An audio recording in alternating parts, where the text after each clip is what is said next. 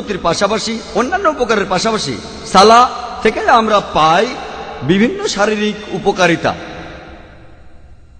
সালাতের সময় যখন রুকুতে যায়, যখন মাথা নোয়ায়, শরীরের উপরের অংশে তখন অতিরিক্ত রক্ত প্রবাহিত হয়।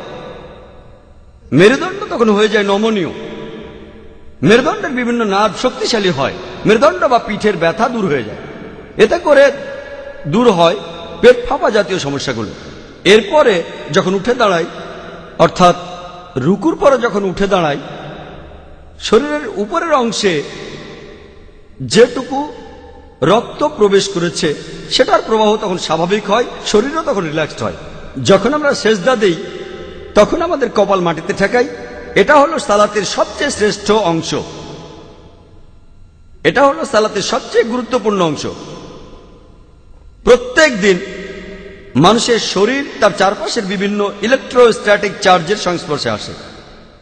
এই চার্জ তারপরে গিয়ে পৌঁছায় মানুষের নার্ভাস সিস্টেমে, আর সেখানেই জমা হয়ে থাকে। এই অতিরিক্ত ইলেকট্রোস্ট্যাটিক চার্জ শরীর থেকে বের করে দেয়া প্রয়োজন।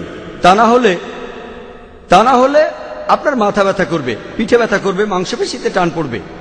এসব সমস্যাতে রেহাই পেতে আমরা ট্রাঙ্কুলাইজার আর বিভিন্ন প্রকারের ওষুধ নিই। এই অতিরিক্ত ইলেকট্রোস্ট্যাটিক চার্জ আমাদের শরীর থেকে বের করে দিতে হবে। যেমন ধরুন, এমন কোন যন্ত্র যেখানে প্রচুর বিদ্যুতের প্রয়োজন হয়, সেখানে সাধারণত দেখা যায় একটা 3 পিন প্লাগ আছে। তৃতীয় পিন আর তৃতীয় তারটা মাটিতে চলে যায়, আর্থিং করা হয়। একইভাবে আমরা যখন সিজদায় যাই, আমাদের কপাল মাটিতে ঠেকাই। শরীরের সবচেয়ে শ্রেষ্ঠ অংশ হলো ব্রেন, আর ব্রেনের শ্রেষ্ঠ অংশ হলো ফ্রন্টাল লোব, সেটা মাটিতে ঠেকানো হয়। এ সময় অতিরিক্ত ইলেকট্রোস্ট্যাটিক চার্জগুলো মাটিতে চলে যায়। তার মানে এই নয় যে সে সময় কপালের নিচে হাত রাখলে আপনি ইলেকট্রিক শক খাবেন। সিজদার সময় আমরা ফ্রন্টাল লোব মাটিতে ঠেকাই। ব্রেনের যে অংশটা চিন্তা করে সেটা মাথার উপরে থাকে না, সেটা থাকে ফ্রন্টাল লোবে। সেজন্যই আমরা সালাতের মধ্যে সিজদা করি। যখন আমরা সিজদায় যাই তখন আমাদের ব্রেনে অতিরিক্ত রক্ত প্রবাহিত হয়, এতে আমাদের ব্রেনের ক্ষমতা বৃদ্ধি পায়। যখন সিজদা করি তখন আমাদের মুখের চামড়ায় ও ঘাড়ে অতিরিক্ত রক্ত প্রবাহিত হয়, এতে আমাদের মুখমণ্ডলে রক্ত প্রবাহের মাত্রা বেড়ে যায়। এটা শীতকালে আমাদের জন্য খুবই উপকারী। বিভিন্ন অসুখ থেকে বাঁচতে পারি, যেমন ফাইব্রোসাইটিস ও চিলব্লেন। যখন সিজদা করি তখন প্যারানাইজাল সাইনাসের ড্রেনেজ তৈরি হয়, এতে করে সাইনোসাইটিসের সম্ভাবনা কমে যায়, যেটা হলো সাইনাসের প্রদাহ। সারাদিন আমরা সাধারণত সোজা হয়ে দাঁড়িয়ে থাকি, আর ম্যাক্সিলারি সাইনাস, এটা ড্রেনেজ থাকে শরীরের উপরের অংশে। আমরা সারাদিন সোজা হয়ে দাঁড়িয়ে থাকি বলে এর চলাচল হয় না। সেজন্য যখন সিজদায় যায় ব্যাপারটা অনেকটা এমন যে একটা ভরা পাত্র উল্টে দিলাম, এতে করে ম্যাক্সিলারি সাইনাসের ড্রেনেজটা হয়। এছাড়াও এতে করে আমাদের শরীরের ড্রেনেজ তৈরি হয় ফ্রন্টাল সাইনাসের, এথমোডিয়াল সাইনাসের এবং স্পেনোডিয়াল সাইনাসের। এতে করে সাইনোসাইটিস হওয়ার সম্ভাবনা কমে যায়। অথবা সাইনোসাইটিস যদি থেকেও থাকে, এটা তার প্রাকৃতিক চিকিৎসা। এছাড়াও সিজদা তাদের জন্য প্রাকৃতিক চিকিৎসা যেসব মানুষ ব্রঙ্কাইটিস রোগে ভুগে থাকেন। এতে করে ব্রঙ্কিল ট্রি দিয়ে রস নিঃসৃত হতে পারে। সিজদার কারণে ব্রঙ্কিল ট্রিতে রস জমা হয়ে থাকতে পারে না। এতে করে বিভিন্ন পালমোনারি অসুখের চিকিৎসা করা যায়, যেখানে আমাদের শরীরে রস জমা হয়।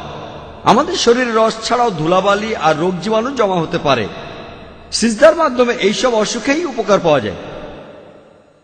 আমরা যখন নিঃশ্বাস নেই তখন আমাদের ফুসফুসের মাত্র 2/3 ব্যবহার করে থাকি, আর বাকি 1/3 ফুসফুসের সেখানে বাতাস থেকে যায়। মাত্র 2/3 তাজা বাতাস আমাদের ফুসফুসে ঢোকে আর বের হয়ে যায়, ঢোকে আর বের হয়। বাকি 1/3 বাতাসকে বলে রেসিডুয়াল এয়ার। আমরা যখন সেজদা করি তখন আমাদের তলপেট চাপ দেয় আমাদের ডায়াফ্রামে, আর এই ডায়াফ্রাম চাপ দেয় আমাদের ফুসফুসের নিচের অংশে, আর এতে ফুসফুসের সেই রেসিডুয়াল এয়ার বের হয়ে যায়। তাহলে এই বাতাস বের হয়ে গেলে আরো তাজা বাতাস ফুসফুসে ঢোকে, এতে করে আমাদের ফুসফুস স্বাস্থ্যবান হয়। যখন সিজদা করি তখন যেহেতু অভিকর্ষ বল কমে যায়, তলপেটের অঙ্গ প্রত্যঙ্গে রক্ত চলাচল বৃদ্ধি পায়, তলপেটের বিভিন্ন অঙ্গ প্রত্যঙ্গে ধমনীর ভেতরে রক্ত চলাচল সেটা বেড়ে যায়। সিজদা এবং রুকু এগুলোর মাধ্যমে হার্নিয়া, ফিমোরাল ইত্যাদি অসুখের নিরাময় হয়ে থাকে। এছাড়াও সিজদায় অনেক রোগের নিরাময় হয়, তার মধ্যে একটা অসুখ হলো হেমোরয়েড, যেটাকে সাধারণ মানুষ বলে থাকে পাইলস। এছাড়া সিজদার মাধ্যমে জরায়ুর স্থানচ্যুতিকে রোধ করা যায়। যখন সিজদা করি তখন আমাদের শরীরের ভর থাকে হাঁটুর উপরে, আমাদের পা থাকে নমনীয়। এছাড়া আমাদের পায়ের সোলিয়াস ও গ্যাস্ট্রোনিমিয়াস মাসল, এই মাসলগুলোকে বলা হয় পেরিফেরাল হার্ট, কারণ এই মাসলগুলোতে অনেক ধমনী আছে, আর এই ধমনীগুলো দিয়ে শরীরের নিচের অংশে রক্ত প্রবাহিত হয়ে থাকে। এতে করে শরীরের নিচের অংশ রিল্যাক্সড হয়। যখন সিজদায় যায় আমাদের হাঁটু তখন মাটি স্পর্শ করে, হাত এবং কপালও মাটি স্পর্শ করে। এই পদ্ধতিতে কার্ভাইকাল স্পাইনের বিভিন্ন অসুখের নিরাময় হয়, কারণ এই সিজদার মাধ্যমে ইন্টারভার্টিব্রাল জয়েন্টের উপকার হয়। সিজদার মাধ্যমে বিভিন্ন হৃদরোগের উপকার পাওয়া যায়। যখন আমরা সিজদা থেকে উঠি আমরা হাঁটু গেড়ে বসি, শরীরের উপরের অংশে যে রক্ত চলে গিয়েছিল সেটা স্বাভাবিক হয় আর শরীরও রিল্যাক্সড হয়। তখন আমাদের উরু আর পিঠের ধমনের মাধ্যমে অতিরিক্ত রক্ত প্রবাহিত হয়, পিঠের মাংসপেশি রিল্যাক্সড হয়।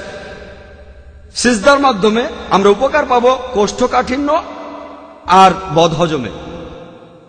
এতে করে যারা ভুগছেন পেপটিক আলসারে বা পাকস্থলীর অন্য রোগে,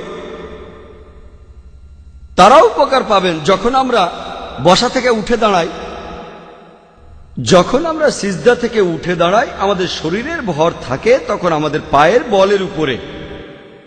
এতে করে আমাদের পিঠের মাসল, উরুর মাসল, হাঁটুর মাসল আর পায়ের মাসল শক্ত হয়। যখন আমরা সালাত আদায় করি তখন আমরা শারীরিকভাবে উপকৃত হই। তবে মুসলিমরা শুধু শারীরিক উপকারিতার জন্য সালাত আদায় করে থাকি না, এটা হলো বাড়তি উপকার। আমরা সালাত আদায় করি আল্লাহ তাআলার প্রশংসা করার জন্য, তাকে ধন্যবাদ দিতে। আমরা সালাত আদায় করি নির্দেশনার জন্য, ন্যায় নিষ্ঠার পথে প্রোগ্রাম হওয়ার জন্য। সালাতের এইসব বাড়তি উপকারিতা এমন লোককে আকৃষ্ট করবে যার বিশ্বাস কম, অথবা আকৃষ্ট করবে একজন অমুসলিমকে। কিন্তু মুসলিমরা আমাদের প্রধান কাজ হলো আল্লাহ তাআলাকে সন্তুষ্ট করা, কারণ এটাই আল্লাহ সুবহানাহু ওয়া তাআলার নির্দেশ, এটাই আমাদের বিরিয়ানি। কিছু মানুষ আছে যারা হয়তো বলবে যে আমরা কিছু মুসলিমকে দেখি যারা প্রত্যেকদিন 5 ওয়াক্ত নামাজ পড়ে, কিন্তু তারপরও তারা ঠকায়, তারা সৎ না, তারা ন্যায়পরায়ণ লোক না। তাহলে আপনি কিভাবে বললেন যে সালাহ হলো ন্যায়পরায়ণতার প্রোগ্রামিং? আমরা জানি কিছু মুসলিম 5 ওয়াক্ত নামাজ পড়েন প্রত্যেক দিন, তারপরেও তারা ন্যায়নিষ্ঠ নন। এই প্রশ্নের উত্তরটা অনুষ্ঠানের শুরুতে আমাদের কারি দিয়েছিলেন। তিনি তেলাওয়াত করেছিলেন পবিত্র কোরআনের সূরা মুমিনুনের 1 ও 2 আয়াত, যেখানে উল্লেখ করা হয়েছে কাদ আফলাহাল মুমিনুন আল্লাযীনা হুম ফি সালাতিহিম খাশিউন। অবশ্যই সফলকাম হয়েছে মুমিনগণ, যারা সালাত আদায় করে নম্রভাবে ও মনোযোগের সাথে। আরবি শব্দ খাশিউন, এটা এসেছে খুশহু থেকে, যার অর্থ নম্রতা এবং মনোযোগ দেয়া। সেজন্য আল্লাহ বলেছেন যারা সালাত আদায় করে মনোযোগের সাথে ও নম্রভাবে তারা অবশ্যই সফলকাম হবে, তারাই সালার উপকারগুলো পাবে। কিন্তু যারা শুধু বাইরে থেকে সালা আদায় করে কোনো নম্রতা ছাড়া, মনোযোগ ছাড়া, তারা সালার উপকারগুলো কখনোই পাবে না। তাহলে এই মুসলিমরা যারা সালা আদায় করে আর এ থেকে কোনো উপকার পায় না, তারা ন্যায়পরায়ণ নয়। এর কারণ হলো তারা সালা আদায় করে শুধু বাইরে থেকে, কোন রকম নম্রতা এবং মনোযোগ ছাড়া। আর যদি কেউ মনোযোগী হতে চায় তাহলে সালার সময় সে যা বলছে তার অর্থ তাকে জানতে হবে, আর আল্লাহ সুবহানাহু ওয়া তাআলার নির্দেশগুলো তখন মেনে চলবেন। যেমন ধরুন সালার সময় ইমাম সাহেব সূরা ফাতিহার পরে পড়লেন সূরা ইখলাস আর বললেন কুল হুয়াল্লাহু আহাদ, বলো তিনি আল্লাহ এক এবং অদ্বিতীয়। সব মুসলিমই যারা মসজিদে এসে সালাহ আদায় করে তারা সবাই মানবে যে আল্লাহ এক, অদ্বিতীয়।